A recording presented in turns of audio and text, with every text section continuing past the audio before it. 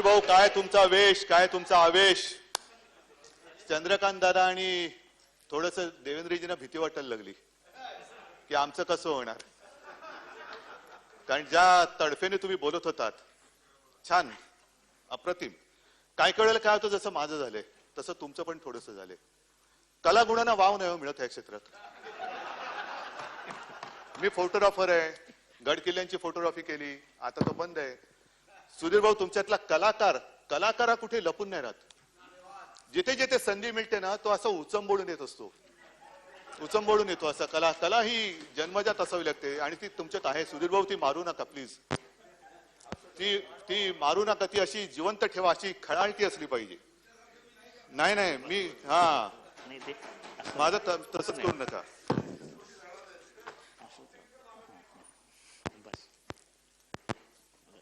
राज्यपाल महोदयांचं भाषण आपण सगळ्यांनी ऐकलं, आम्ही ऐकलं अर्थातच.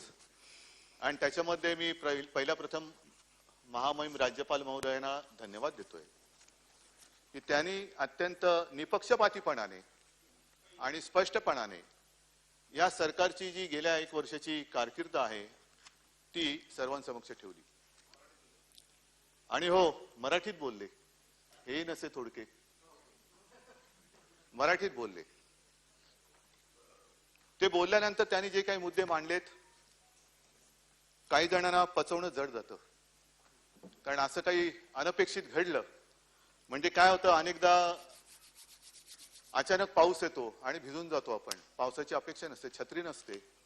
तसं अनपेक्षित असं काही काम चांगलं सरकारकडनं होईल अशी अपेक्षा नसताना ते झालंय आणि राज्यपालाने ते मान्यता त्याला दिलेली आहे. राज्यपाल आपणच म्हणतात तसं ही एक संस्था आहे, व्यक्ती नाही. आणि त्या संस्थेने ते मान्य केल्यानंतर त्याच्याबद्दल दुमत असण्याचं काही कारण असतं का म्हणे. सुधीर भाऊ, मी जे काय थोडंसं ऐकलं त्याच्यामध्ये शिवभोजनचा उल्लेख केला की 5 रुपयात थाळी दिली, कसं होणार. दादाने विचारलं, तुम्ही खाणार का, आम्ही खाणार का. मी राष्ट्रपतींचं भाषण थोडंसं पाहिलं आणि राष्ट्रपतींनी काय सांगितलं की या करोना काळामध्ये त्यांनी ती जी काय योजना आहे ना, प्रधानमंत्री गरीब कल्याण योजनेत 8 महिन्यांसाठी 80 कोटी लोकांना अतिरिक्त 5 किलो धान्य मोफत दिल्याचा उल्लेख आहे. 80 कोटी लोकांना अतिरिक्त 5 किलो.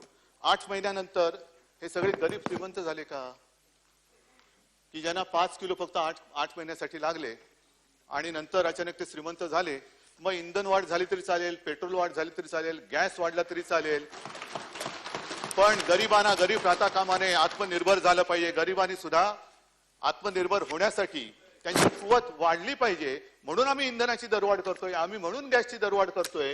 या गरिबाला सुद्धा कमावून घरच्या घरी अन्नधान्य शिजवता आलं पाहिजे. अहो सुधीर भाऊ, एक गोष्ट मी नम्रपणाने सांग, रिकामी थाळी वाजवत नाही करोना घालवायला. काय सांगितलं होतं, 8 बजे थाली बजाव, खाली आहे. म्हणजे निदान त्या थाळीचा उपयोग आवाज काढायला आहे एवढं तरी गरीबाला कळलं. वाजवली स्वतःचीच वाजवली थाळी, स्वतःचीच वाजवली थाळी. तर भरलेली थाळी आणि रिकामी थाळी हा या सरकारमधला फरक आहे.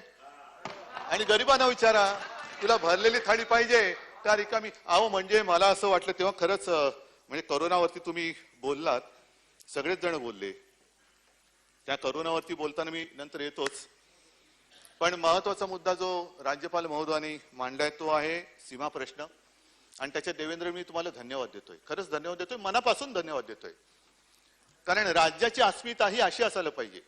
हे राजकीय वेश, जोडे बेडे हे असतात, पण काही गोष्टी अशा असतात की तिथे आपले राजकारणातले जोडे अभिनिवेश बाजूला ठेवून राज्यासाठी एकत्र यावं लागतं. आणि त्याच्यासाठी तुम्ही सोबत येण्याचं मान्य केलेलं आहे. मनापासून तुम्हाला महाराष्ट्रातीलच नव्हे तर सीमा भागातील, कर्नाटक व्याप्त महाराष्ट्रातील मराठी बांधवांच्या आणि माता भगिनींच्या वतीने धन्यवाद देतोय.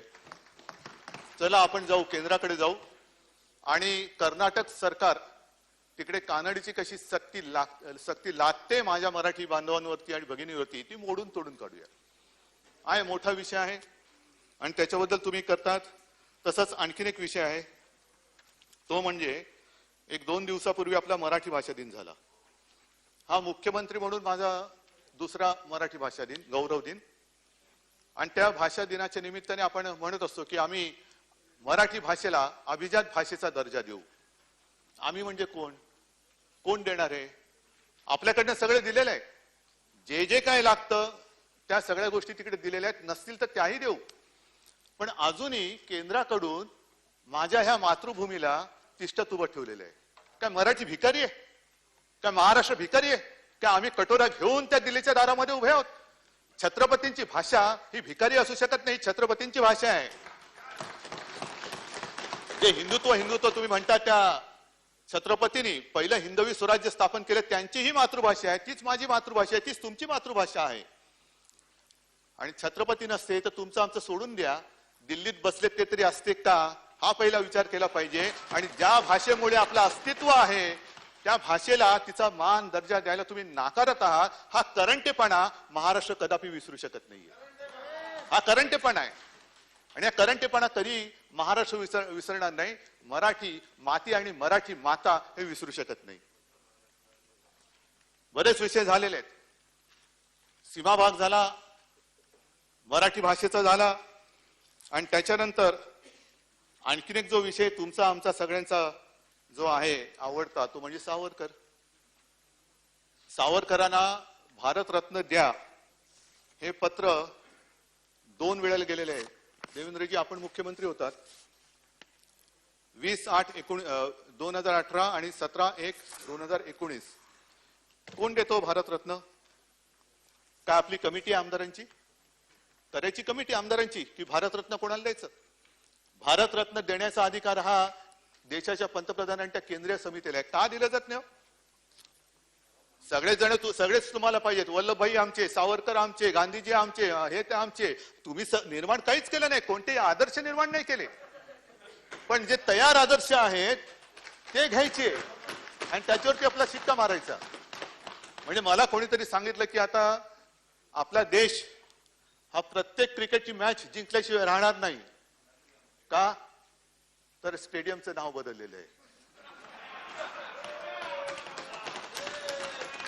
त्याच्यामुळे त्या स्टेडियम मध्ये मॅच घेतल्यानंतर एकही मॅच आपण हरू शकत नाही असं त्या स्टेडियमचं महात्म्य आहे. वल्लभभाईंचं नाव पुसून टाकता. सावरकरांना भारतरत्न देत नाही आणि आम्हाला शिकवतात संभाजीनगर करा. आम्ही करू ना, संभाजीनगर जरूर करू. पण त्याच्या आधी मला ही पण तारीख पाहिजे की याच विधानसभेमध्ये आपण संभाजीनगर विमानतळाचं नामांतर केलेले छत्रपती संभाजी महाराज विमानतळ कोणाच्या दारी ते अडून ठेवले. आमच्या मराठी भाषेला अभिजात भाषेचा दर्जा देत नाही जी छत्रपतींची भाषा, आणि आमच्या छत्रपती संभाजी महाराजांचं नाव विमानतळाला देत नाही जो आमच्या छत्रपती शिवाजी महाराजांचा सुपुत्र. आणि आम्हाला हिंदुत्व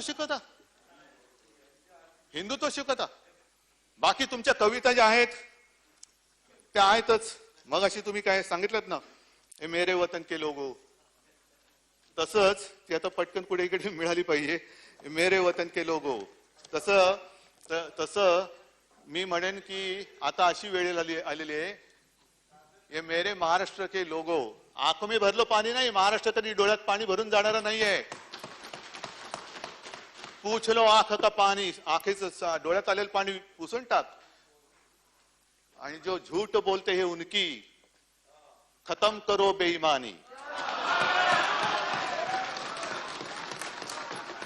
खत्म करो बेईमानी. नाही, आम्ही तुमच्याकडनं शिकतो काहीतरी. कारण काय होतंय, तुम्ही जे म्हणालात ना देवेंद्रजी की भाषणामध्ये यमक हेच त्याचं गमक, एवढा पुरतं नाही, काम करण्याची धमक सुद्धा आमच्यामध्ये आहे.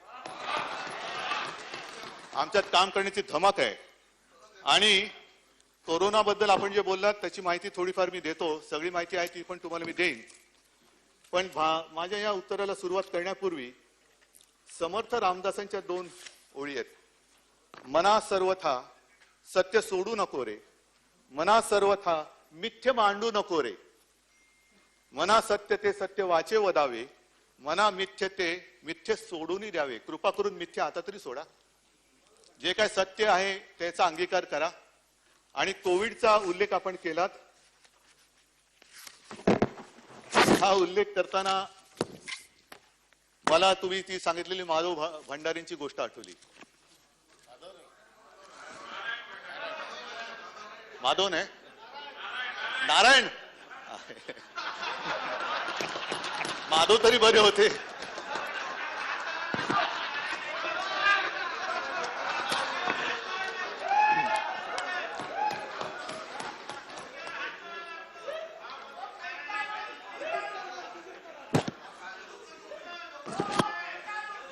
नाही काय माधव की नारायण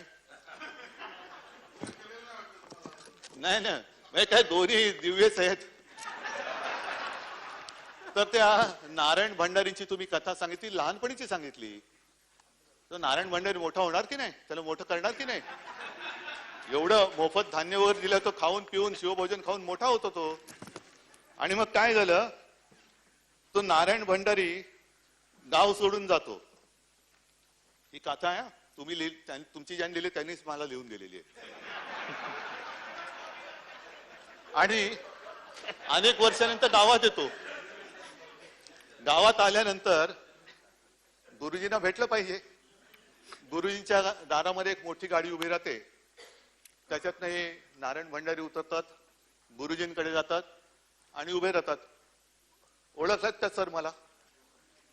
तर तुला कोण नाही ओळखणार, तू तर नारायण भंडारी, तुला रोज टीव्हीवर बघतो मी. काय बोलतोस म्हणे.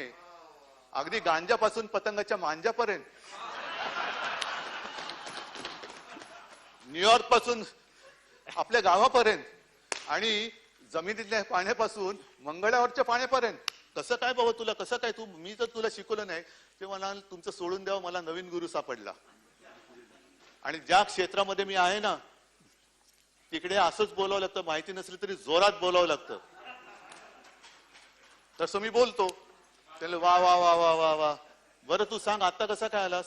त्यामुळे आता काही नाही, आता म्हणे मी सरकारच्या कोविड काळातल्या आरोग्य सेवेमधला भ्रष्टाचार त्याच्यावरती टीका करून आलो. अरे काहीतरी चांगलं केलंस, खूप चांगलं केलंस. मग आता आलाच आहेस तर जेवून जा. तुला जेवणार कसा, मला परत प्रेस कॉन्फरन्स आहे. आता रे कसली प्रेस कॉन्फरन्स? तुला मगाशी त्या हॉस्पिटलच्या ह्याच्यातला सगळा भ्रष्टाचार काढला. आता प्रेस कॉन्फरन्स अशी आहे की हॉस्पिटलमध्ये ज्यांनी लाच घेतली त्यांच्यावरती कारवाई कराल तर याद राखा, खबरदार, आम्ही ठामपणे त्यांच्या पाठीचे आहोत, हे सांगण्यासाठी प्रेस घ्यायची. तर हे असे नारायण भंडारी गावोगावी असतात.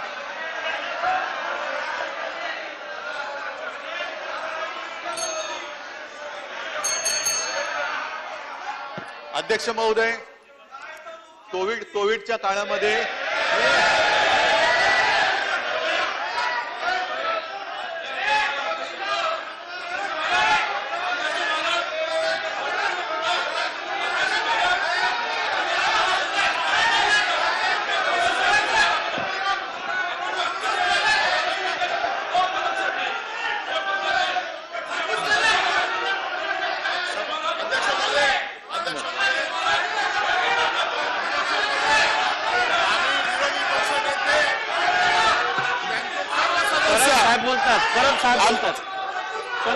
अध्यक्ष महोदय, आम्ही विरोधी पक्षनेत्यांचं भाषण फार शांतपणे ऐकलं.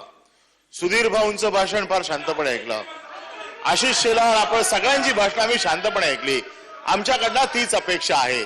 आपल्याला काही गोष्टी पचत नसतील तर कशा पचवतील त्या पचवून घ्या, परंतु मुख्यमंत्री ज्या वेळेला बोलतायत त्यावेळेला एकेरी भाषेचा वगैरे उल्लेख करू नका.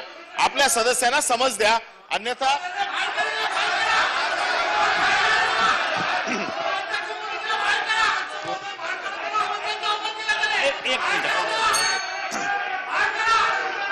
महोदय,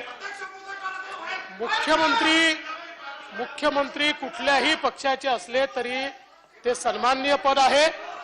त्यामुळे समजा जर माननीय मुख्यमंत्री महोदयांचा एकेरी उल्लेख झाला असेल तर त्याबद्दल मी दिलगिरी व्यक्त करतो. धन्यवाद. आता एवढं सांगितल्यानंतर मला पुढचं भाषण करणं थोडं अवघड झालं, कारण आपण फेसबुक लाईव्हचा उल्लेख केला.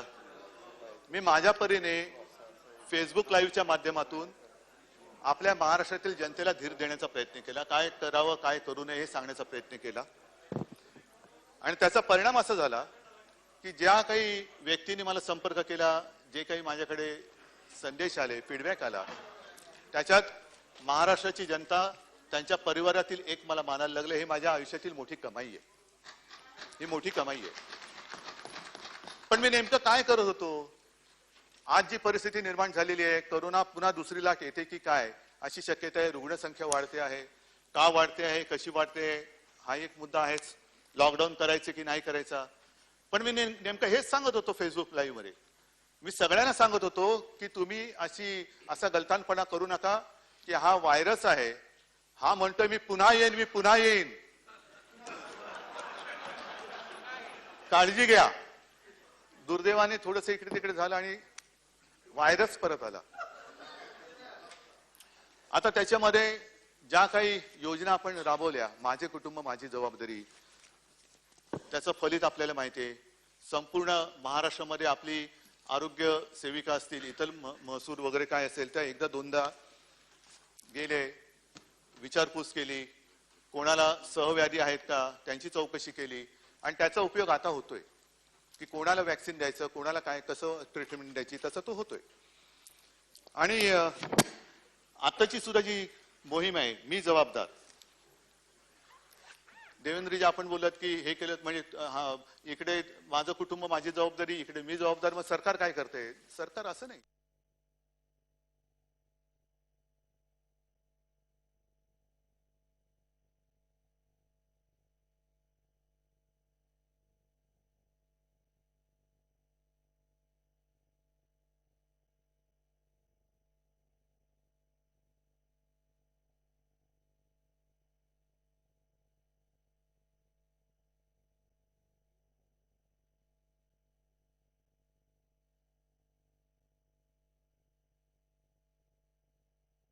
किती त्यांना कोरोनाबद्दल माहिती आहे? तर मला माहिती मिळाली ती अशी की ज्यांनी नोटबंदीच्या वेळेला त्याची स्तुती केली होती, ती महनीय व्यक्ती याचे अध्यक्ष आहेत. डॉक्टर आहेत, नक्की डॉक्टर आहेत, पण अर्थशास्त्राचे डॉक्टर आहेत.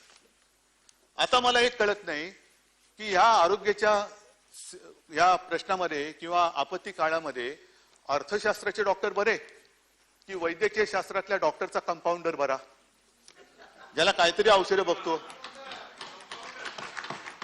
म्हणजे हे सांगा ना, डॉक्टर आहे कसला, आणि ते अर्थशास्त्राचे डॉक्टर सांगणार काय आहे? ही काय थट्टा आहे? देशाची थट्टा आहे, राज्याची थट्टा आहे. आणि कशावर नाही निष्कर्ष काढले? तर त्यांनी बिहार आणि त्या सगळ्या राज्यांची तुलना केली आणि मग निष्कर्ष काढले. या बिहारमध्ये मला त्या राज्याबद्दल काही म्हणायचं नाहीये, मी हा निष्कर्ष नाही काढलेला, पण त्यांनी जो काही निष्कर्ष काढलेला आहे तो निष्कर्ष ज्या बिहारला समोर धरून काढलेला आहे, त्या बिहार बद्दलचा, बिहारच्या या कोविड मधला जो काही फोलपणा आहे, त्या इंडियन एक्सप्रेसनी ही संपूर्ण लेख मला बाहेर काढून लिहून ती उघडी केलेली आहे. मोबाईल नंबर किती खोटे आहेत, 0000 मोबाईल नंबर किती आहेत, चाचण्या किती होतात, आणखीन काय किती होतं. मग हे सगळे निकष धरून तुम्ही या आपल्या महाराष्ट्राला बदनाम करणार आणि आपल्या यंत्रणेवरती विश्वास न ठेवता तुम्ही या थातुरमातुर जी कोणी लोक निष्कर्ष काढतात त्यांच्यावरती विश्वास ठेवून आपला महाराष्ट्र बदनाम करणार. आहे आपल्याकडे रुग्णसंख्या आहे, पण ती खरी आहे. एक सुद्धा रुग्ण आपण लपवलेला नाही आणि एक सुद्धा मृत्यू दुर्दैवाने याच्यात झालाय तो आपण लपवलेला नाही, लपू देणार नाही. ज्या वेळेला याची सुरुवात झाली मार्च, एप्रिल, मे मध्ये, ते जे काही सगळं वातावरण होतं फार भयानक होतं. मी मानतो तेव्हा हॉस्पिटल्स नव्हते, बेड्स नव्हते, अँब्युलन्स नव्हते, ऑक्सिजन नव्हता, औषधं नव्हती, औषधं आज पण नाहीयेत. आणि मग जे मृत्यू होत होते, अचानक रुग्ण यायचा, त्याचा स्वॅब टेस्टला गेल्यानंतर तो त्याचा रिपोर्ट येईपर्यंत त्याचा मृत्यू व्हायचा. आणि कारण काय असायचं? कार्डियक फेल्युअर, किडनी फेल किंवा हेवी डायबिटीस. आणि तो मृत्यू झाल्यानंतर मग त्याचा रिपोर्ट यायचा की हा कोविड पॉझिटिव्ह सुद्धा होता. मग काय करायचं? मी सांगितलं अजिबात लपवाछपी करायची नाही. अंडरलाईन कोविड हा सुद्धा कोविड मध्ये मृत्यू म्हणून त्याच्यात धरा. आणि म्हणून आपली मृत्यूची संख्या आहे ती दुर्दैवानी जी खरी आहे ती आपण आहे ती दाखवली. आपल्याकडे सुद्धा ज्या काही टेस्ट होत आहेत त्या टेस्टमध्ये जवळपास 70 ते 80% टेस्ट ह्या आरटीपीसीआर होत आहेत. रॅपिड अँटीजन टेस्ट त्याचा एक तुम्हाला माहिती आहे, आणि आरटीपीसीआर किती आहे, त्याची अचूकता किती आहे हे सगळ्यांना माहिती आहे. म्हणून आपण सगळे इकडे सभागृहात येताना आपण रॅपिड अँटीजन टेस्ट नाही आरटीपीसीआर करतो आहोत. आणि या टेस्ट केल्यानंतर जे काही आकडे आहेत ते खरे आकडे हे आपण दाखवत आहोत. हे मी म्हटलं ना, खोटे फोन नंबर, बनावट नावं, कोविड चाचण्यांमध्ये डेटामध्ये संसर्ग, ह्या सगळ्या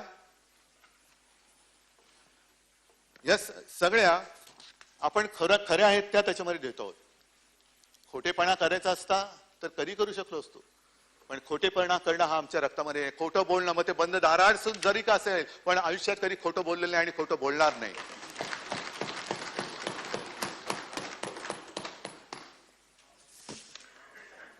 त्याच्यानंतर आजच एक हिंदुस्तान टाइम्स मध्ये हिंदुस्तान म्हटल्यानंतर त्याच्यावरती तरी विश्वास ठेवा. हिंदुस्तान आहे शब्द, की त्यांनी करोनाला मुंबईत कसे रोखले त्यातले महत्वाचे मुद्दे त्यांनी दिलेले आहेत. मग मुंबईची जीवनवाहिनी उपनगरीय रेल्वे थांबवण्याचा निर्णय आहे. हे एक मी मुद्दामून सांगू इच्छितो, की ज्या वेळेला आपल्या पंतप्रधानांनी लॉकडाऊन केला, अचानक लॉकडाऊन केला, मी किमान त्याच्या आधी 8 दिवस सातत्याने तिकडे फोन करत होतो आणि सांगत होतो की तुम्ही एकतर लोकल्स थांबवा, आणखीन परगावी जाणारे जे मजूर आहेत आमचे त्यांना जाण्यासाठी तुम्ही ट्रेन्स द्या, त्याचे पैसे आम्ही देतो. नहीं अभी कैसा करेंगे, अब तो नहीं हो सकता, अब तो ऐसा है, अब तो वैसा है. ठीक आहे. आणि तेव्हाच मी सांगितलं होतं की हे जर का आपण केलं नाही तर कायदा आणि सुव्यवस्थेची गंभीर परिस्थिती निर्माण होऊ शकते. कारण हे जे मजूर आहेत ते मजूर जास्त काळ आता या इकडे थांबतील असं काही शक्यता नाहीये. पण तेव्हा नाही करायला दिलं. आणि जेव्हा लॉकडाऊन केला गेला, जेव्हा वाहतूक थांबवण्याची, रहदारी थांबवण्याची गरज होती, तेव्हा उघडं करून टाकलं. काय हालत झाली होती त्यांची. तांडेच्या तांडे नुसते निघाले होते आपल्या गावाकडे. लाखो लोक निघाल्यानंतर सुद्धा त्यांच्यावरती आपण कुठली जुलूम जबरदस्ती नाही केली. ते जिथे जिथे जातील तिथे तिथे त्यांच्या छावण्या उभारून त्यांना जवळपास 1 महिनाभर दिवसाचं 3 वेळेचं मोफत अन्न आपण दिलं होतं. त्यांच्याकडे डॉक्टर सुद्धा आपण ठेवले होते. हे काम आपण केलं नाही. कशाला? काही व्हिडिओ सुद्धा प्रसिद्ध झाले होते की आपल्या राज्यातून परराज्यात गेलेले मजूर जथेच्या जथे होते आणि ते चिडलेले होते. ते सांगत होते ह्याच्यापेक्षा इकडे आम्हाला कोणी विचारतच नाही. उत्तर प्रदेशमध्ये गेले, बिहारमध्ये गेले आणि तिथले ते सांगत होते की आम्हाला इथे विचारत नाही, याच्यापेक्षा आमच्या महाराष्ट्रामध्ये आमची काळजी जास्त चांगल्या पद्धतीने घेतली गेली होती. हे गोरगरीब बोलतायत सुधीर भाऊ, गोरगरीब बोलतायत, आम्ही नाही. पाठ थोपटून घ्यायला सुद्धा आधी काम करणारी छाती असावी लागते.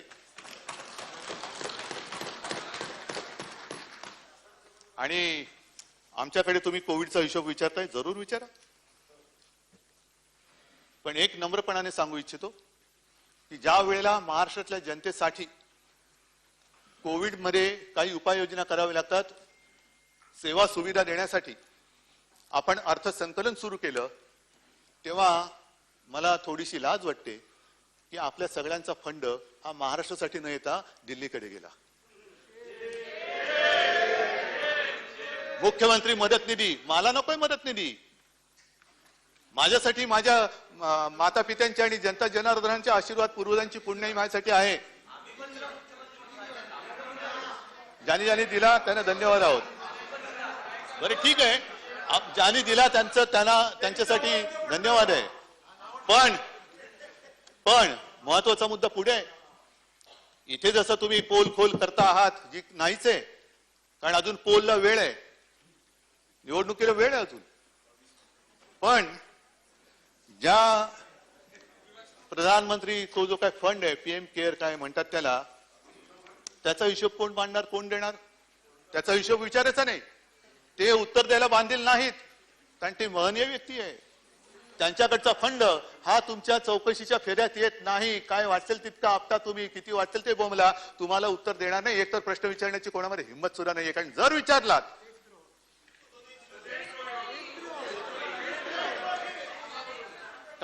काही परिस्थिती आलेली आहे की मी काही बोलण्याच्या आधीच लोकांच्या मनातून येतं की प्रश्न विचारला का देशद्रोह. ही लोकशाही, ही इथली लोकशाही. आणि मग मी सांगतो की कोविड काळामध्ये जे काही केलेलं आहे हे मी दरवेळेला फेसबुक लाईव्हच्या माध्यमातून सांगितले, पण काही थोडंसं तुम्हाला पुन्हा सांगतो. प्रत्येक जिल्ह्यात टास्क फोर्सची निर्मिती केलेली आहे.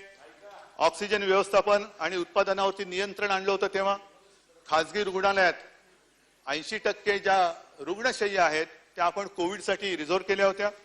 आणि महात्मा फुले जनआरोग्य योजनेचा लाभ आशिषजी 60,000 नाही, त्याच्या आधी 5 लाख आकडा आहे. 5,58,059 कोविड रुग्णांना आपण त्याची करून दिलेली आहे. टेस्टची संख्या म्हणजे जेव्हा हे संकट आलं तेव्हा आपल्या राज्यामध्ये फक्त 2 किंवा 3 टेस्ट लॅब होत्या. एक आपल्या कस्तुरबामध्ये, एक पुण्याला आणि कदाचित मला वाटतं एक नागपूरला असेल. आता या खासगी आणि सरकारी मिळून जवळपास 500च्या आसपास चाचणी केंद्र आपण राज्यात निर्माण केलेली आहेत. आणि तिकडे सुद्धा आज दिवसा गणिक म्हणजे एकट्या मुंबईमध्ये सुद्धा 20 ते 25,000 चाचण्या आता रोजच्या होत आहेत. ही आपली एक उपलब्धता आहे. ही उपलब्धता आहे. अनेक गोष्टी आपण केलेल्या आहेत. ह्याच्यामध्ये आणखीन एक महत्वाचा मुद्दा जो असतो की डायलिसिस काय, हा एक मोठा प्रश्न होता. कारण येणारा रुग्ण आज सुद्धा हॉस्पिटलमध्ये रुग्ण आल्यानंतर तो कोविड आहे का नॉन कोविड फार कठीण असतं, परंतु त्याला उपचार ताबडतोबीने सुरू करावे लागतात.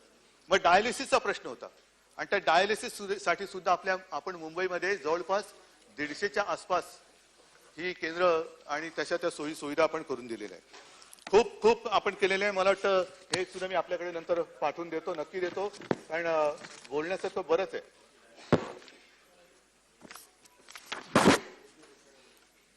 ही सगळी माहितीच आहे. आता महत्वाचा प्रश्न असा आहे की या सगळ्या काळामध्ये एक आता हे जागतिक सत्य आहे की ही संसर्गाची साखळी तोडण्यासाठी आता तरी प्रभावी हत्यार हे लॉकडाऊन आहे. लॉकडाऊन करायचं का आमची नाही इच्छा.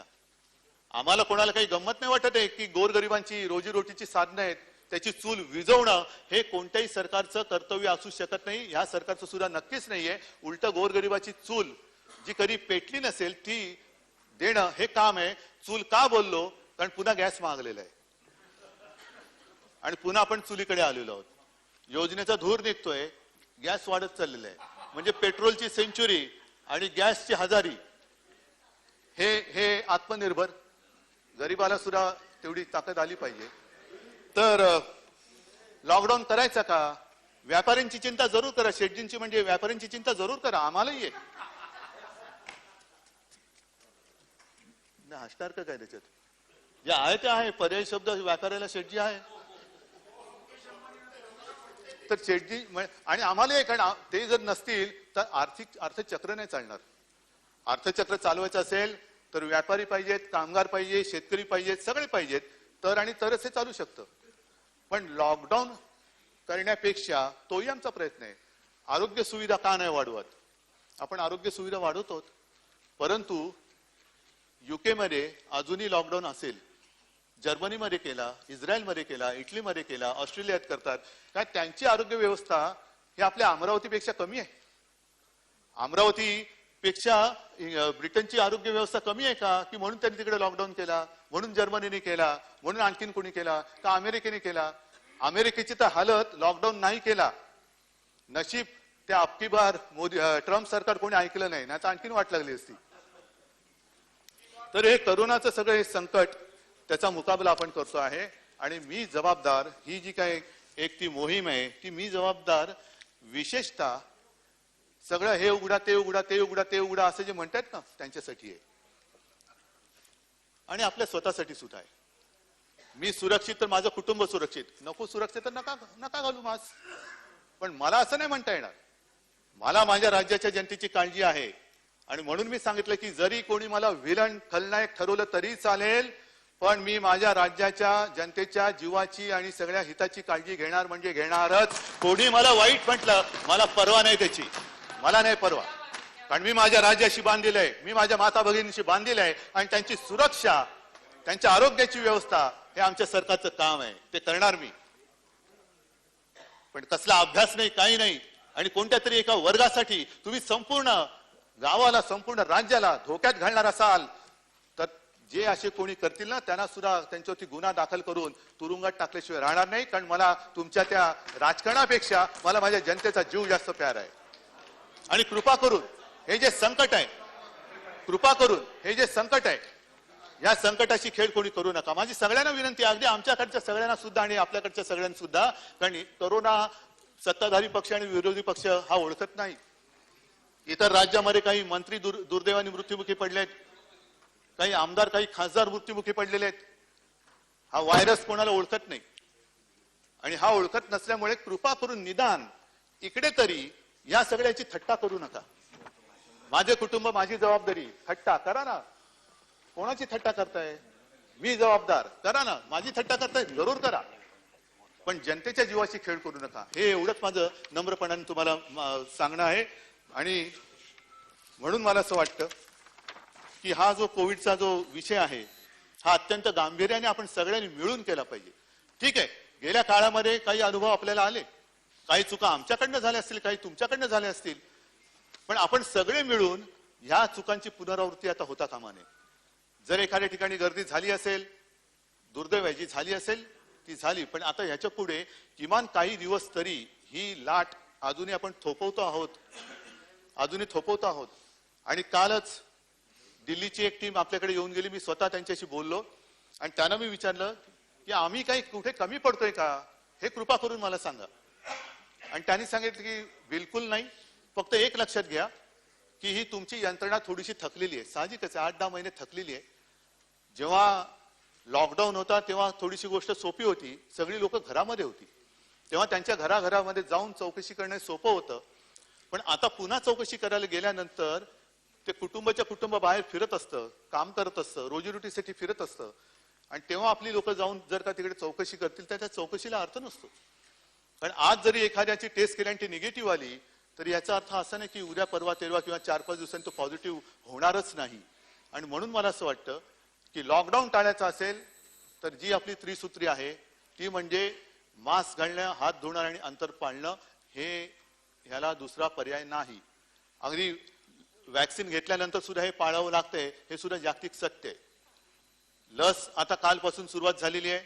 आपण पाहिलं असाल, सुरुवातीला असं वाटत होतं की लस घ्यायला लोक भीतायत, पण घाबरत नाहीत, लोक येत आहेत. काल परवापासून सुरुवात झाल्यानंतर आपल्या इकडे सुद्धा गोंधळ झाला. का झाला तर ते जे ऍप आहे त्या ऍपमध्ये जरा प्रॉब्लेम झाला. मी लगेच केंद्रावरती टीका नाही करणार. आज सुरुवातीला असे विषय होतात, चुकांमधनं चुका करून जो काम करतो तो चूक करतो आणि जो चूक करतो तो पुढे काम करतो. आणि म्हणून मला असं वाटतं की लगेच बघा त्यांनी ऍप कसं होतं तेच कोलमडलं म्हणून झालं नाही. त्या ऍपमध्ये प्रॉब्लेम झाला हे सत्य आहे, पण ह्याच्यामध्ये मी केंद्रावरती टीका करणार नाही. कारण केंद्राची मदत ह्याच्यात मला पाहिजे, आपल्याला सगळ्यांना पाहिजे. आणि त्याच्यात सुधारणा करून आता आणखीन एक गोष्ट चांगली केली की मुंबईसाठी आता राज्यामध्ये सुद्धा करू, आपण विनंती केली की ही जी लसीकरणाची केंद्र आहेत ती मोजकी न ठेवता प्रायव्हेट हॉस्पिटल जी मोठी ज्यांची ही क्षमता आहे त्यांना ती परवानगी द्या. आणि त्याच्यासाठी त्यांना काल रात्री मला वाटतं जवळपास 29 मुंबईतल्या हॉस्पिटल्सना परवानगी दिलेली आहे. ही मागणी आपण करतो आहोत. वॅक्सिनेशन जास्तीत जास्त करण्याचा, लवकरात लवकर करण्याचा आपला प्रयत्न आहे आणि त्याच्यामध्ये यश येईल ही मला खात्री आहे. त्याच्यानंतर आपण देवेंद्रजी आणखीन एक सूचना केली, ती सुद्धा मला वाटतं आम्ही विचारत नाही, ती सुद्धा आपल्याला करायला हरकत नाही दादा. ती म्हणजे संत नामदेव. जरूर त्यांचं सुद्धा स्मरण झालंच पाहिजे आणि त्यांचं सुद्धा नाव किंबहुना एकदा तर मला असं वाटतं की असं इकडे येऊन बोलण्यापेक्षा आपण एकत्र बसून आपल्या राज्याची जी काही अनमोल रत्न आहेत, मग त्याच्यामध्ये महिला असतील, पुरुष असतील, हे काढून आपण. कारण आपल्या ह्या सगळ्याचा ते होते म्हणून आपण आहोत हा मनात विचार असेल तर आपण एकत्र मिळून ही नावं काढू आणि त्यांचं मोठेपण, आपण मोठे म्हणतो म्हणून ते नाही मोठे होत, ते मोठे होते म्हणून आपण आहोत, तर हे आपलं ऋण व्यक्त करणं हे आपलं कर्तव्य आहे. पण संत नामदेवांचा उल्लेख केल्यानंतर आणखीन एक गोष्ट मला नक्की सांगावीशी वाटते की संत नामदेव महाराष्ट्रातील मराठी मातीचा पुत्र, पंजाबात जाऊन त्यांनी काम केलं, शेतकऱ्यांसाठी सुद्धा काम केलं. आज पंजाबचा शेतकरी रस्त्यावरती आहे, त्याच्यासाठी सुद्धा काम केलं पाहिजे. आपल्याकडच्या शेतकऱ्यांची काळजी आपण वाहिलीच पाहिजे, आपल्याकडच्या शेतकऱ्यांची काळजी वाहिलीच पाहिजे. विजेबद्दलचा काल निर्णय आम्ही सांगितलेलाच आहे, पण जे शेतकरी जे शेतकरी तिकडे आंदोलनासाठी बसलेले आहेत त्यांची वीज कापली जाते, त्यांचे शौचालय तोडली जात आहेत.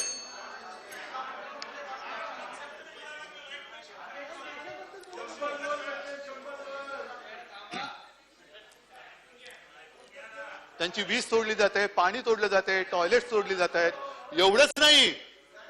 एवढंच नाहीये तर ते आपल्या देशाच्या या सार्वभौम देशाच्या राजधानीत येऊ नये म्हणून त्यांच्या मार्गामध्ये खिळे टाकले जात आहेत. ज्या तारांचं कुंपण देशाच्या सीमेवर असायला पाहिजे ते तारांचं कुंपण त्यांच्या आणि त्यांच्या हक्काच्या दिल्लीत राजधानीसाठी मध्ये टाकले जात आहे. म्हणजे शेतकऱ्याच्या मार्गात खिळे आणि चीन दिसला तर पळे. शेतकऱ्याच्या मार्गात खिळे आणि चीन दिसला तर पळे. मग तिकडे काहीच नाहीये. मग ही जी काही सगळी बंदोबस्त आहे ना, हे तिकडे जर का केला असता तर चीन जो काय आत घुसतोय तो घुसला नसता. बांगलादेश असेल, पाकिस्तान असेल, या सीमारेषा उघड्या, तिकडनं घुसखोर येत आहेत, अतिरेकी येतात. पण शेतकरी त्याच्या राजधानीत येता कामा नये म्हणून तुम्ही त्यांच्या मार्गात खिळे टाकताय. काय शेतकरी अतिरेकी आहे? काय शेतकरी गुन्हेगार आहे? काय शेतकरी देशद्रोही आहे? असं समजू नका की देश ही तुमची खाजगी मालमत्ता नाहीये. देश ही या शेतकऱ्यांची सुद्धा मालमत्ता आहे. कदाचित नाही ऐका पुढचं, कदाचित शिवसेना तर स्वातंत्र्य लढ्यात नव्हती, पण तुमची सुद्धा मातृसंस्था आहे ती सुद्धा स्वातंत्र्य लढ्यामध्ये कधी नव्हती. म्हणून नुसतं भारत माता की जय बोललो तर देशप्रेम सिद्ध होत नाही. सत्ता मिळाल्यानंतर देशातील नागरिकांना आणि देशातील जनतेला जर न्याय देत नसाल, शेतकऱ्यांना जर तुम्ही अशा रस्त्यावरती ताटकळत ठेवत असाल तर भारत माता की जय बोलण्याचा अधिकार तुम्हाला नाही आहे. महाराष्ट्रातील शेतकऱ्यांचा आमच्यावरती विश्वास आहे आणि म्हणून सांगतो की देश म्हणजे तुमची खाजगी मालमत्ता नाही आणि महाराष्ट्र तर तुमचे नक्कीच नाहीये.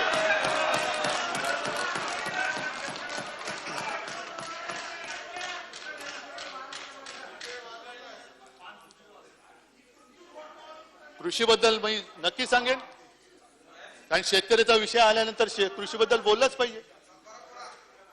विकेल ते पिकेल, पिकेल ते विकेल नाही, जे विकेल ते पिकेल म्हणजे ज्याला बाजारपेठ आहे. माझा थोडासा वेगळा दृष्टिकोन आहे, सरकारचा दृष्टिकोन थोडा वेगळा आहे. पुढच्या वर्षी कोणतं पीक, कोणत्या पिकाला आणि काय पिकाच्या कोणत्या दर्जाला ही मागणी असणार आहे त्याचा एक मार्केट सर्व्हे करून शेतकऱ्यांना सांगायचं की तुला आम्ही सगळे देतो, बियाणे देतो, पण ते ह्या दर्जाचंच बियाणे असेल की या दर्जाचंच तुझं धान असेल, या दर्जाचंच सोयाबीन असेल, या दर्जाची तूर असेल, जे काय असेल ते असेल, पण त्याला मार्केट असेल. म्हणजे त्याला नुसती हमी भाव नाही, हमखास भाव हा मिळाला पाहिजे, हे आमच्या सरकारचं धोरण आहे आणि त्याची सुरुवात करतोय.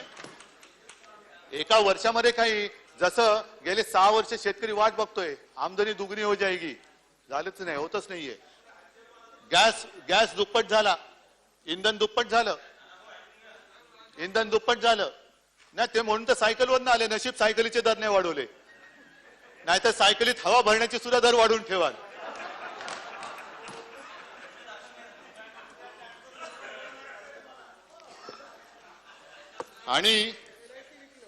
आणि आपण देवेंद्रजी सांगितलं ती योजना ही एक चांगली योजना आहे, बाळासाहेबांच्या नावाने आम्ही जी केलेली आहे. आणि आपण सुद्धा म्हणालात की अरे हा ते एक राहिलं विदर्भाचं माझं आजोळ मी नाही विसरलो, पण माझं आजोळ माझ्यापासून तोडण्याचा विचार तुमच्या मनामध्ये तो पहिला सोडून द्या. विदर्भ वेगळा होणार नाही, मी तो होऊ देणार नाही. विदर्भाला आम्ही सोबत ठेवून महाराष्ट्राचा एकत्रित विकास केल्याशिवाय राहणार नाही. फक्त विदर्भाचं कणव आणायचं, माझ्या आजोळ्याची आठवण द्यायची, माझा आजोळ माझ्यापासून तोडू नका. आता ही बाळासाहेबांच्या नावाने जी कृषी योजना आम्ही काढलेली आहे, कृषी व्यवसाय योजना, त्याच्यासाठी आपण साधारणतः 2100 कोटी रुपयाची गुंतवणूक आहे आणि त्याच्यामध्ये राज्याचा हिस्सा 560 कोटी. चालू वर्षी आपण साधारणतः 10.5 कोटी दिलेला आहे. 11,334 संस्थांनी ऑनलाईन प्रणालीवरती याची नोंदणी केलेली आहे. म्हणजे आता सुरुवात झालेली आहे. एकदम असं काही नाहीये की बी पेरल्या लगेच झाड येतं आणि त्याला आंबे लागतात. बी पेरलंय, बी पेरलंय, त्याला खत पाणी घालतोय. सुधीर भाऊ, मी तुमचं मगाचपासून खरंच कौतुक करत होतो की तुमच्यातले जे काही कलागुण आहेत ना, तुम्हाला 5 वर्ष झाडाचे खड्डे पाडायला लावले, हे मला खरंच दुर्दैव वाटतं. तुम्ही आपले झाडं खणत बसलात, खड्डे खणत बसलात आणि झाडं लावत बसलात. खरोखर एवढा हा चांगला माणूस, म्हणजे चंद्रकांत दादाने टेन्शन आलं, देवेंद्रजींचं पद माहिती नाही कारण त्यांची करायची. या निमित्ताने एक गोष्ट अशी की तुम्ही बाळासाहेबांची वेळोवेळी आठवण काढली, त्याच्याबद्दल मी आभारी आहे की अजून निदान त्यांना तरी विसरलं नाहीत. नाही, विसरला नसाल ना तर त्यांचं हिंदुत्व लक्षात ठेवा. त्यांचं हिंदुत्व लक्षात ठेवा. ते शेंडी जानवेचं हिंदुत्व नव्हतं. अरे काय सांगताय, एक सांगतो तुम्हाला, बाळासाहेब जे आक्रमकतेने उभे राहायचे ना, ती आक्रमकता बाबरी पाडल्यानंतर माझं हे नाही, देवेंद्रजी म्हणाले की येरागबाळेचं काम नव्हे, तेव्हा येरेगबाळे पडून गेले होते, बाळासाहेब एकटे उभे राहिले होते.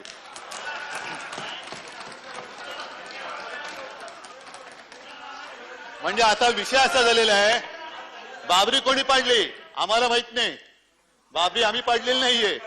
शिवसेना प्रमुखांनी सांगितले जर ते माझे शिवसैनिक असतील तर त्यांचा मला अभिमान आहे, नुसता अभिमान तर गर्व आहे. म्हणजे बाबरी पाडली कोणी, आम्ही नाही पाडली. 6 वर्ष केंद्रात सत्ता असताना सुद्धा राम मंदिरासाठी कायदा करा, कायदा केला नाही.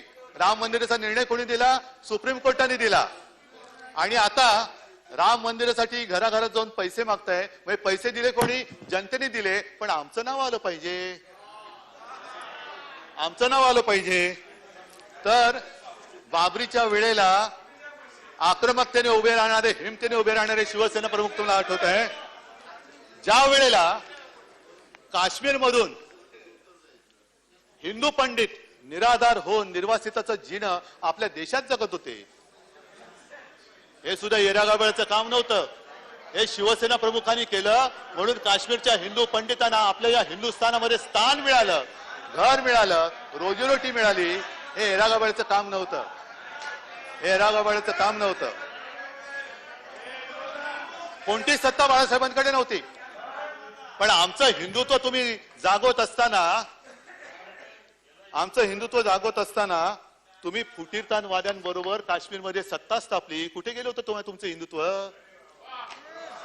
अफजल गुरुला सुद्धा ते काय हुतात्मा बित्वात्मा म्हणत होते, ते तुम्हाला चालतं. त्यांच्या मांडीला मांडी लावत असताना काय हिंदुत्व तुमचं भ्रष्ट झालं नव्हतं? आम्हाला शिकवता हिंदुत्व. 370 कलम काढल्यानंतर सुद्धा आणि तुम्ही सत्तेत असताना सुद्धा किती किती किती निर्वासित झालेल्या हिंदू पंडितांना घरं दिली, त्याचा हिशोब पहिला मांडा आणि मग आमच्या अंगावरती या. हिंदुत्वाच्या गप्पा आम्हाला शिकू नका, तेवढी तुमची पात्रता नाहीये. आणि ज्या बाळासाहेबांची तुम्ही आठवण काढतात, त्या बाळासाहेबांच्या खोलीमध्ये जरा थांबा जरा, कारण हा जो विषय मांडतोय तो सगळ्यांना कळला पाहिजे. हा मी पुन्हा सांगतोय, ज्या बाळासाहेबांची तुम्ही आठवण करताय, काय उमाळे येतात तुम्हाला. पण त्याच बाळासाहेबांच्या खोलीमध्ये बंद दाराआड, दाराच्या बाहेर देवेंद्र होते, का त्यांना दाराच्या बाहेर ठेवलं तर मला माहिती नाहीये. पण मी आणि अमित शहा हे बसून ज्या काही पुढच्या वाटचालीची आम्ही आखणी केली होती, निर्लज्जपणाने, हा शब्द मी मुद्दामून वापरतोय, असंसदीय असला तरी वापरतोय, निर्लज्जपणाने आठ ठरलेली गोष्ट तुम्ही बाहेर पडून नाकारून टाकता. हे तुमचं हिंदुत्व, हे तुमचं बाळासाहेबांचं प्रेम.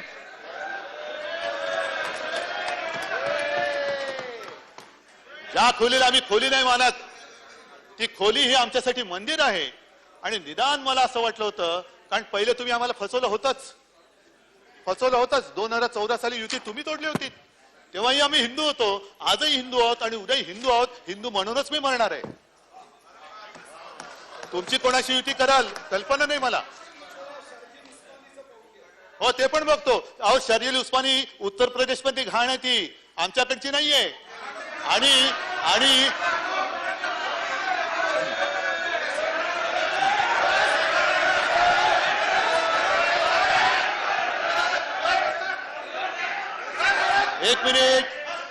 एक मिनिट शर्जील उस्मानी बद्दल माननीय विरोधी पक्षनेते असे म्हणाले की तो पाताळात गेला तरी आम्ही शोधून काढू. कधी जाणार? पाताळात नाही, त्याला शोधायला जाताय. पण ही जी घाण आहे, नुसता एक जरा थांबावं एक मिनिट, उत्तर प्रदेशमध्ये नुसतं राम मंदिर बांधून नाही चालणार. पाया जर का असा ठिसूळ असेल आणि तिकडे देशद्रोही पिलावळाशी जन्म घेत असेल आणि तिचं पालन पोषण उत्तर प्रदेशमध्ये होत असेल तर उगाच तुम्ही आमच्या अंगावरती येऊ नका. सर्जेल उस्मानीला अटक केल्याशिवाय आम्ही राहणार नाही, हा आमचा निर्धार आहे. आणि त्याच्यासाठी उत्तर प्रदेशने आम्हाला मदत करावी.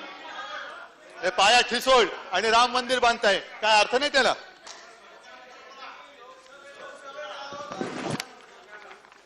आणि जसं हे तुम्ही आमचं हिंदुत्व सांगता, ही मजबुरी आहे, आमची आहे, तुमची आहे, सगळ्यांची आहे. सांगतो, संघमुक्त भारत करणाऱ्या नितीश कुमारना डोक्यावरती घेऊन गणपती बाप्पा करावं लागतंय तुम्हाला. काय हे तुमचं दुर्दैव.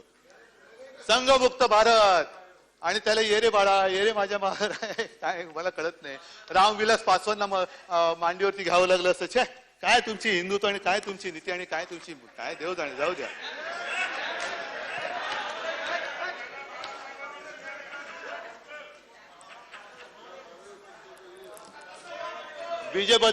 विजेबद्दलचं धोरण आम्ही जाहीर केलेलंच आहे.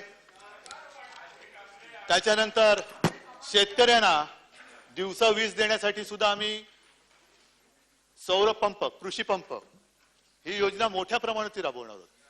मोठ्या प्रमाणावरती. आणि ही वीज आहे ना, विजेबद्दल सुद्धा बोलण्यासारखं खूप आहे. केवळ राज्यापुरतंच नाही, केंद्राचं पण आहे. त्याच्यामुळे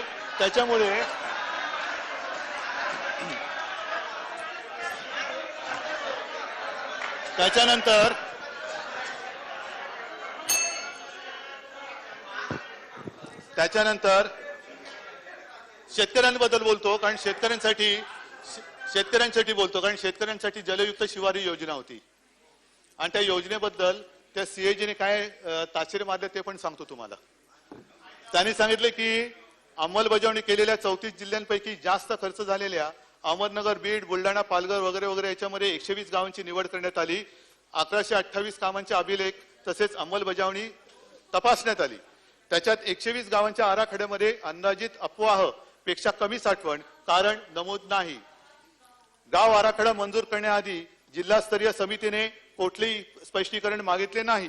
83 गावामध्ये गाव आराखड्यामध्ये दर्शविल्याप्रमाणे साठवण क्षमता पुरेशी नव्हती वगैरे वगैरे वगैरे आहे. अनधिकृत बोरवेलचं आहे. त्याच्यानंतर हे आहे, हे तुमचं जलयुक्त शिवार आणि हे तुमचं शेतकरी प्रेम. हो, तेच विचारून सांगतोय. आणि जर कॅगचा अहवाल जर का मानायचं नसेल तर कॅग संस्था रद्द करा. आपण शेवटी असं आहे की महाराष्ट्राला बदनाम करणारा आर्थिक पाहणी निकष तो कोण, कुठला डॉक्टर बसल्या अर्थशास्त्र ज्याला औषधाशी देणं घेणं नाही, आजारी पडल्याशिवाय त्याचा अहवाल आपण मानतो.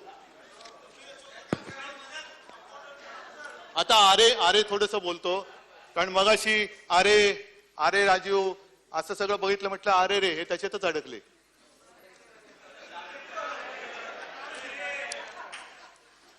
आता आरे बद्दल असं आहे की आरे किंबहुना मेट्रो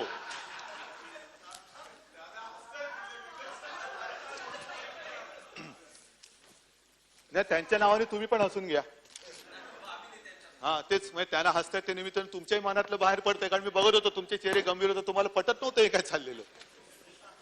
आता मेट्रो 3 जो आहे, या मेट्रो 3चा खर्च आधुनिक कारशेड नाहीये, कारण ती थांबवलेली आहे. फिनिशिंग नाही, स्टेबलिंग लाईन नाही, तरी त्या लाईनचा खर्च वाढलेला आहे. बरोबर ना एकनाथजी? किती? 10,000 कोटी. म्हणजे आपण जे म्हणता की नवीन कारशेड करताना त्याचा कोटी एवढा 1000 कोटी वाढेल, हे याला कुठेही स्थगिती दिलेली नाही, याला काही केलेलं नाहीये. पण त्याची किंमत 10,000 कोटींनी वाढलेली आहे. कशी वाढली? देऊन टाकायची मंजुरी अशी का काही बघायचं खोलात जाऊन? 10,000 कोटींनी वाढली. आम्ही काही नाही केलेलं. ही फाईल आता आलेली आहे आणि तिकडनं विचारणं होते की हे तुम्हाला मान्य आहे का. म्हणजे आणखीन कर्जावरती कर्ज घेत जायचं.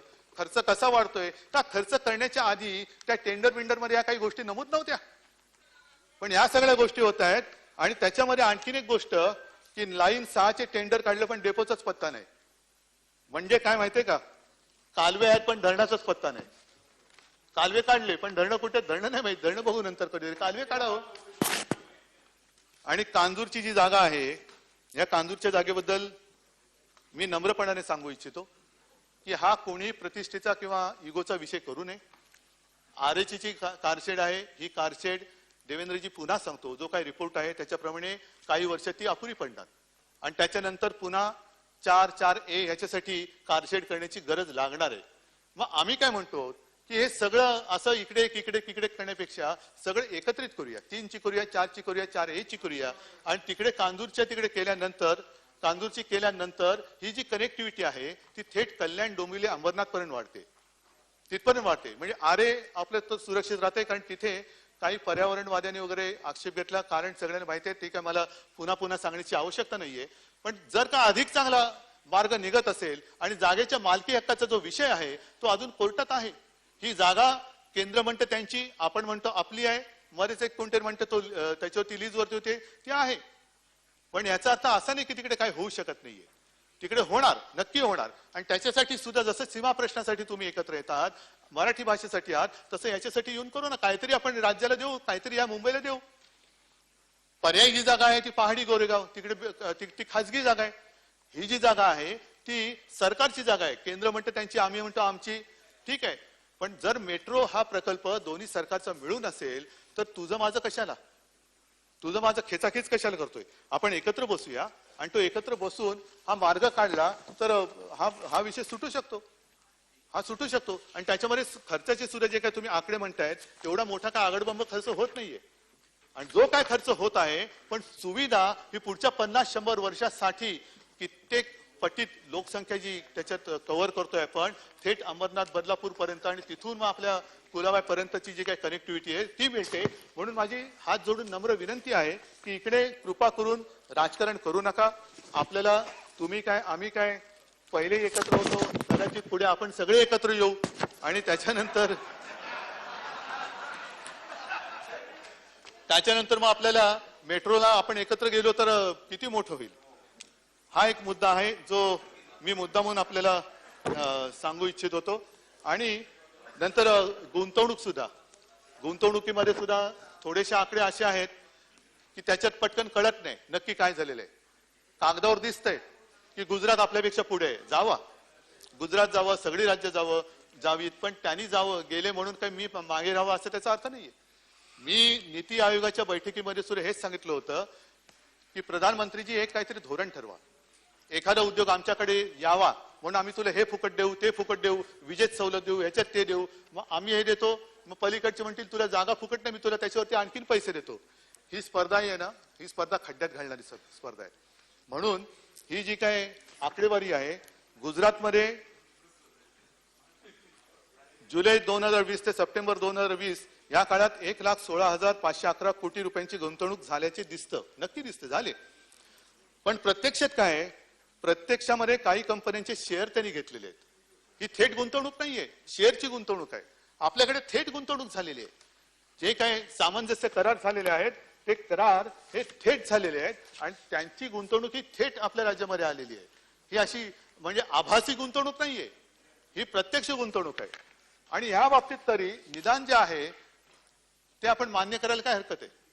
माझं तर उलट आणखीन असं म्हणणे की ठीक आहे, चला आज उद्या परवा त्याच्यानंतरचा पुढचा काही काळ आपणही नसू, आणखीन कोणतरी पुढची पिढी असेल, त्याच्या पुढची पिढी असेल, पण आपण आपल्याला जी काय संधी आपल्या नशिबाने म्हणा, आपल्या कर्तृत्वाने म्हणा ही मिळालेली आहे, त्या संधीचा फायदा आपण राज्याला का करून द्यायचा नाही. वाभाडे काढा ना, जिथे आम्ही चुकतो जरूर वाभाडे काढा, पण ते वाभाडे काढताना महाराष्ट्राची बदनामी करू नका. महाराष्ट्राची जर का बदनामी कराल तर मग हे पाप आपण कुठे फेडू शकणार नाही. महाराष्ट्राची पुढची पिढी जी आहे ती आपल्याला आपलं कौतुक करेल का आपल्याला शिव्याशाप देईल. आणि म्हणून मला असं वाटतं आपल्याला काय असेल ते आपण बसून एकत्र ठरवू शकतो. तुमच्याकडनं जर का कोणी आणखीन उद्योजक येत असतील, कारण तुम्ही काल सत्तेमध्ये होतात, उपरवाले आपले साथ आहे, मग त्यांची मदत घेऊन जर का काही गुंतवणूक आपल्याकडे येत असेल तर तेही करायला काही हरकत नाही. आणि म्हणून मला असं वाटतं ह्या सगळ्या गोष्टीचा आपण विचार केल्यानंतर आपण मी बाकीच्या मुद्द्यात काही जात नाहीये की केंद्राकडनं किती मदत मिळाली. आपण जे सुधीर भाऊ सांगितलं ही आकडेवारी तुमच्याकडे एक आहे, माझ्याकडे एक आहे, जी काय आहे ती आहे. प्रत्यक्षात आहे ना, माझ्याकडे पण आहे. अहो पिशव्या मी बाहेर ठेवल्यात, पण माल मसाला आत आणलाय. हो ठेवतो ना, माझ्यावरती आहेच. म्हणून तुम्ही मला खोटं बोललं तरी माझ्यावरती विश्वास आहे. येस. तर येस, आभारी आहोत, आभारी आहोत, आभारी आहोत, आभारी आहोत. आणि म्हणून मला असं वाटतं की जसं मी मगाशी आपण शिवभोजनचा उल्लेख केल्यानंतर ही काय आपली पाठ थोपटून घेण्याची योजना आहे का? पाठ नाही थोपटून घ्यायची, पण निदान त्याचं पोट भरण्याची तरी योजना आहे ना. त्याला एक तर आपण योजना आहे आणि ते देऊ ना, ठीक आहे ना. या काही गोष्टी तुम्ही चांगल्या सूचना जरूर द्या, जरूर द्या. सगळ्या त्यांना कोणालाही आपण चांगलं जे असेल दर्जाप्रमाणे सगळीकडे देऊ. मात्र काय होतं की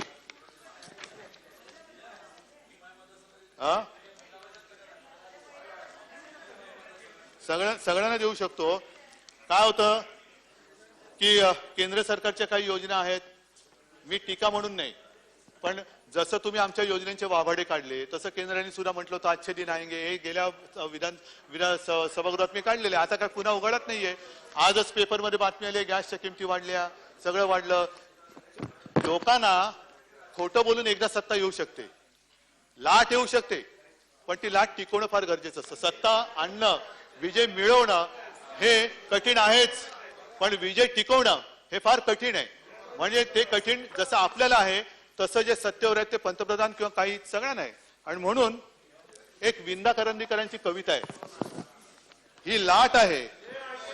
ऐका ऐका हो सुधीर भाऊ, तुमच्यासाठी मी कविता शोधून आणतो आणि तुम्ही नाही ऐकत, काय असं चालेल? बरं ठीक आहे, ही विंदा करंदीकरांची कविता आहे.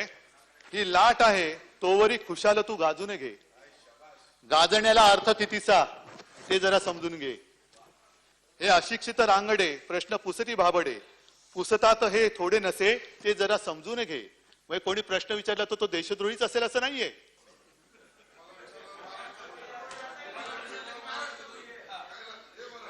कोणी तुम्हाला प्रश्न विचारला म्हणजे तो देशद्रोही असं नाहीये.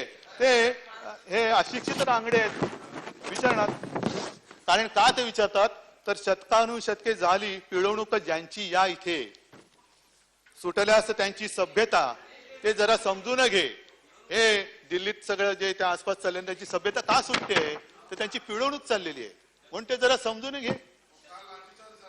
हा म्हणूनच ते जरा समजून घ्या, म्हणून ते पण आम्ही समजून घेतोय, ते पण समजून घेतोय. त्या यौवनाचा येतसे हा आग्रही उत्साही अतिरेक थोडा व्हायचा ते जरा समजून घे. आणखीन पुढचं आहे ते फार कदाचित कोणाला लागू पडते कल्पना नाही.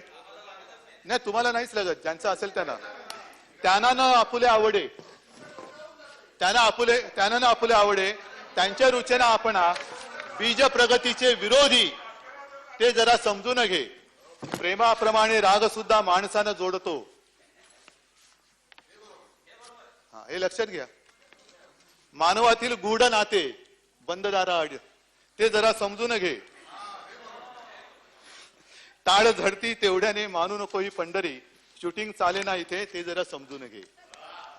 आणि म्हणून मला प्रामाणिकपणाने असं वाटतं, की जरा थांबा ना, माझं पूर्ण होऊ द्या ना जरा. म्हणून माझी नम्र विनंती आपल्याला आहे की असा आमचा दावा नाहीये की आम्ही ब्रह्मदेवाचे अवतार आहोत. कोणीच नाहीये, ना आम्ही, ना तुम्ही, ना कोणी. करण्याचा प्रामाणिकपणाने आटोकाट प्रयत्न करतो आहोत. जिकडे आम्ही कमी पडत असू जरूर सूचना द्या, पण त्या सूचनेला सुद्धा एकाच नजरेने पाहायचं. कठीण परिस्थिती जगभर आलेली आहे. कोविडची परिस्थिती त्यांनी कोणालाही सोडलेली नाहीये, पण त्या कठीण परिस्थितीत सुद्धा तुम्हाला माझं म्हणणं की अभिमान नसेल पण निदान समाधान पाहिजे. आमचं सरकारचं सोडावं ते आपलं राजकारण चालू राहील, पण निदान महाराष्ट्राने ही लढाई समर्थपणाने लढली आणि समर्थपणाने लढतोय. महाराष्ट्राचा तरी अभिमान ठेवायला पाहिजे. तुम्ही काय आपण जे करतो आहोत ते वाकड्या नजरेने बघण्याच्या ऐवजी, जसं आपल्या भाषणाचा समारोप करताना देवेंद्रजी आपण तुकाराम महाराजांची आठवण काढली, तशी तुकाराम महाराजांच्या मी 4 ओळी वाचतो. म्हणजे कसं नजरेतला फरक बघण्याची दृष्टी कशी पाहिजे. आंधळ्यासी जन अवघेचे आंधळे, त्याला बिचारायला काही दिसतच नाही, त्याला सगळ्यांना वाटतं की सगळ्यांनाच दृष्टी नाहीये. आपणासी डोळे दृष्टी नाही, रोग्या विषतुल्य लागे हे मिष्टान्न, तोंडासी कारण चवी नाही. तुका म्हणे शुद्ध नाही जो आपण, तया त्रिभुवन अवघे खोटे. ह्याच्यामध्ये त्यांनी सार्थ सगळं दिलेलं आहे. म्हणून जे जे काही आम्ही केलेलं आहे ते सगळंच काही शून्य आहे असं कृपा करून समजू नका. 1-2 मिनिटं बोलतो, मग तुम्ही ताडकन उठून जे बोलायचं ते बोला. मी नम्रपणाने एवढंच सांगतोय की हे सगळे आरोप प्रत्यारोप सगळे जे काय आहे द्वेष मत्सर हे कधीतरी कुठेतरी काही काळापुरतं तरी बाजूला ठेवून आपण जसं आपण माणसं आहोत त्या पद्धतीने बोलू. आणि म्हणून सुधीर भाऊ जे मगाशी मी तुम्हाला सांगितलं की मला तो नटसम्राट आठवला, मीच आहे अथेल्लो, मीच आहे हेमलेट. आपण शांतपणाने बोलू, शांतपणाने ऐकू आणि महाराष्ट्राला समृद्ध करू. जय हिंद, जय महाराष्ट्र.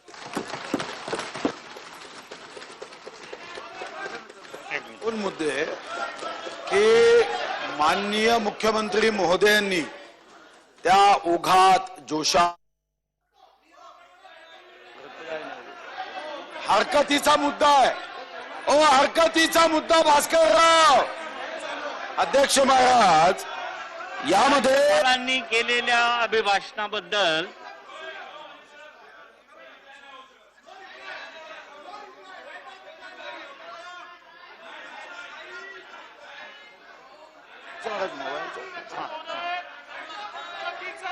हरकतीचा मुद्दा आहे. अध्यक्ष महाराज हरकतीचा मुद्दा हा आहे की सन्माननीय देशाचे गृहमंत्री अमित शहांचा त्यांनी एक उल्लेख केला, तो रेकॉर्ड मध्ये येणं योग्य नाही. नंबर दुसरा मुद्दा अध्यक्ष महोदय, मी पॉइंट ऑफ प्रोसिजरवर उभा आहे. अध्यक्ष महोदय, माननीय राज्यपाल महोदयांच्या भाषणाला सुरुवात, अभिनंदन प्रस्तावाची सुरुवात ही सन्मान्य सदस्य सुनील प्रभूंनी केली. त्याच्या 1 मिनिट ऐकायचंय. पॉइंट ऑफ प्रोसिजर केली. हा विरोधी पक्षाचा ठराव नाही आणि म्हणून अध्यक्ष महोदय त्याला विरोधी पक्षाने सुद्धा त्या ठिकाणी आपली मतं मांडली. सन्मान्य सभागृहाचे नेते माननीय मुख्यमंत्री महोदय उत्तर दिलंय. आता याच्यावर कुठलीही चर्चा आणि प्रश्नोत्तर होणार नाहीत. राईट ऑफ रिप्लाय ह्याला राईट अधिकार ह्याला नाही. राज्यपालांनी केलेल्या अभिभाषणाबद्दल आम्ही या अधिवेशनाकरिता जमलेल्या महाराष्ट्र विधानसभेचे सदस्य त्यांचे मनपूर्वक आभार मानतो. अनुकूल असतील त्यांनी होय म्हणावे, प्रतिकूल असतील त्यांनी नाही म्हणावे. होयचे बहुमत आहे, होचे बहुमत आहे. प्रस्ताव संमत झाला.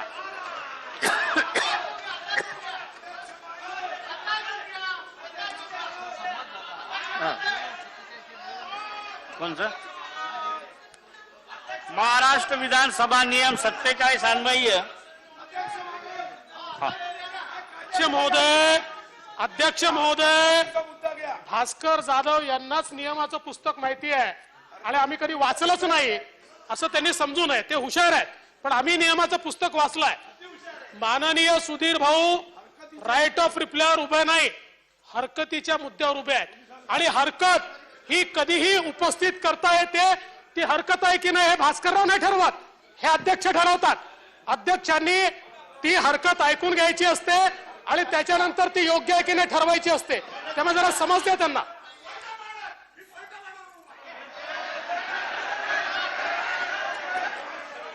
अध्यक्ष महोदय, माझा हरकतीचा मुद्दा हा आहे, माझा पॉइंट ऑफ ऑर्डर हा आहे की आता माननीय मुख्यमंत्री महोदयांच्या भाषणानंतर आपण पीठासन अधिकारी म्हणून हा प्रस्ताव विचारात घेण्यात आला. अनुकूल असतील तरी होय म्हणावे, प्रतिकूल असतील तरी नाही म्हणावे. हा प्रस्ताव संपला आणि म्हणून माझा हरकतीचा मुद्दा आहे की आता याच्यावर कोणालाही बोलता येणार नाही. हा माझा हरकतीचा मुद्दा.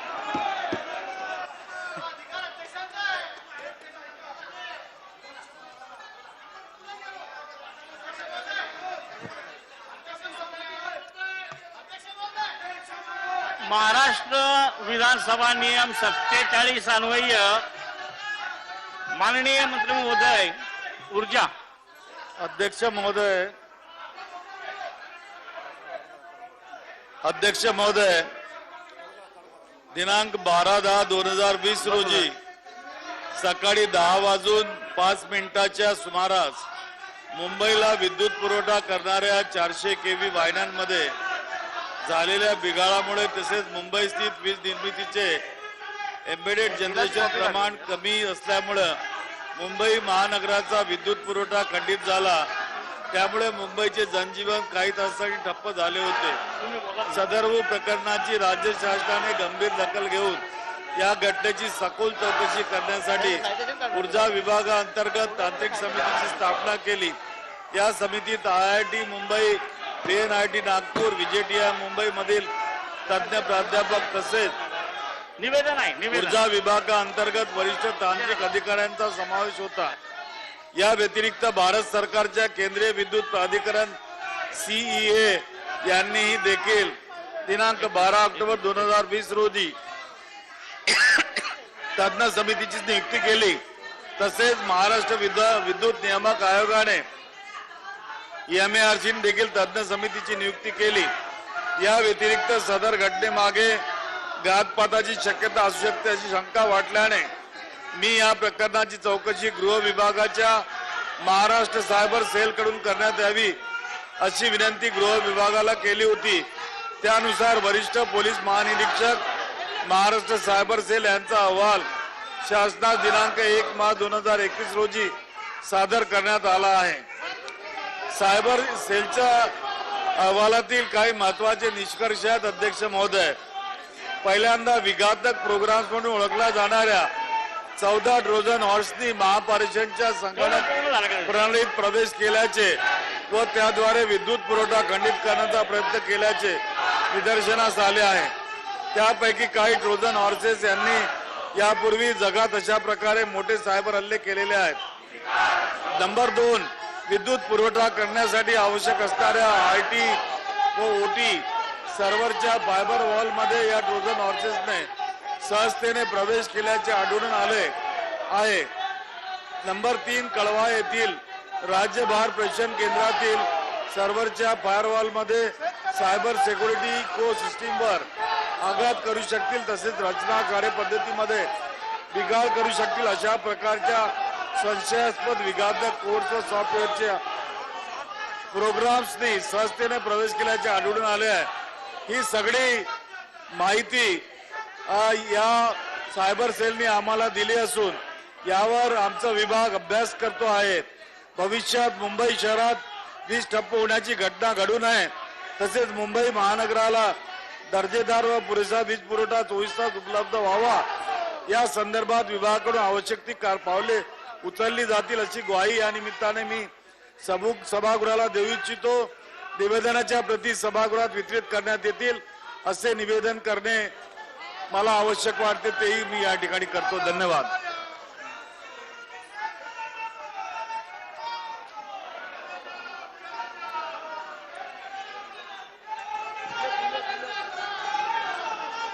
अध्यक्ष महोदय,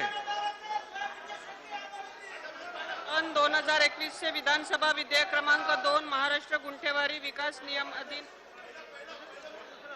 नाही पहिलं नाहीये, पहिलं घेऊ ना, मांडतात घ्यायचं.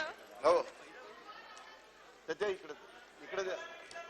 सन 2021 चे विधानसभा विधेयक क्रमांक महाराष्ट्र मुद्रांक सुधारणा व विधिग्राह्यीकरण विधेयक 2021. अध्यक्ष महोदय, मी भारताच्या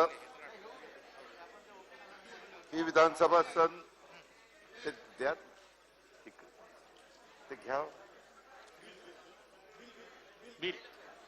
अरे देर सुनील प्रभू लवकर.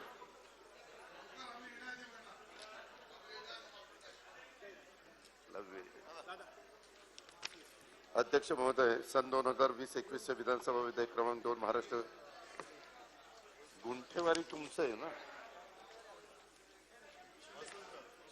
अरे 1 नंबरचं, एक तुम्ही वाचा. 1 नंबर हा 1 नंबर. हा नाही 1 नंबरचं बिल आहे ना, पहिलं घेतो. महोदय, मी आपल्या अनुमतीने प्रस्ताव मांडतो. या पुढे. प्रस्ताव असा आहे की सन 2021 चे विधानसभा विधेयक क्रमांक 2 महाराष्ट्र गुंठेवारी विकास. अच्छा. प्रस्ताव असा आहे की विधानसभा सन 2021 अध्यादेश क्रमांक 1 महाराष्ट्र मुद्रांकन अध्यादेश 2021 नापसंत करते.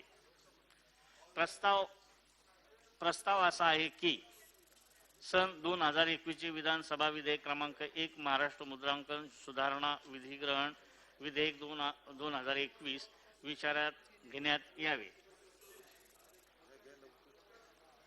महोदय, सन 2001 चे विधानसभा विधेयक क्रमांक 1 महाराष्ट्र मुद्रांक सुधारणा व विधिग्राहीकरण विधेयक 2021 विचारात घेण्यात यावे असे मी आपल्या अनुमतीने प्रस्ताव मांडतो. प्रश्न असा आहे की सन 2021 चे विधानसभा विधेयक क्रमांक 1 महाराष्ट्र मुद्रांकन सुधारणा व विधिग्रहण विधेयक 2021 संमत करावे आणि विचारात घेण्यात यावे.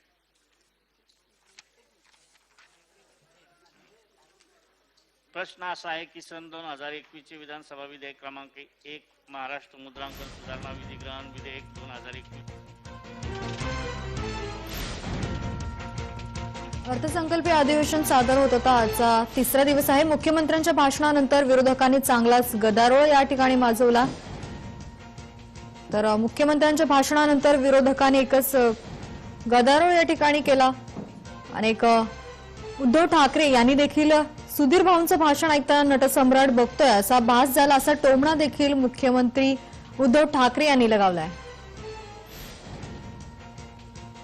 विधिमंडळाचा अर्थसंकल्पीय अधिवेशन या ठिकाणी सुरू आहे आणि राज्याच्या अर्थसंकल्पीय अधिवेशनाचे यामध्ये विरोधी पक्ष भाजपनं राज्य सरकारवरती अनेक मुद्द्यांवरती टीका केली. त्यानंतर अधिवेशनाच्या पहिल्या 2 दिवसांमध्ये विधानसभेतील विरोधी पक्षनेते देवेंद्र फडणवीसांपासून भाजपच्या अनेक नेते मंडळींनी सरकारच्या धोरणांवरती तोंडसुख घेतलं.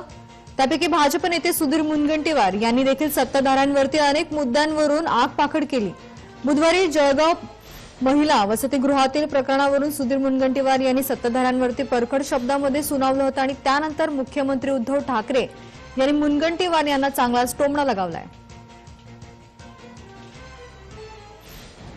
त्यानंतर मुख्यमंत्री उद्धव ठाकरे यांनी भाषण केलं आणि त्यानंतर विरोधकांनी चांगलाच गदारोळ या ठिकाणी माजवला.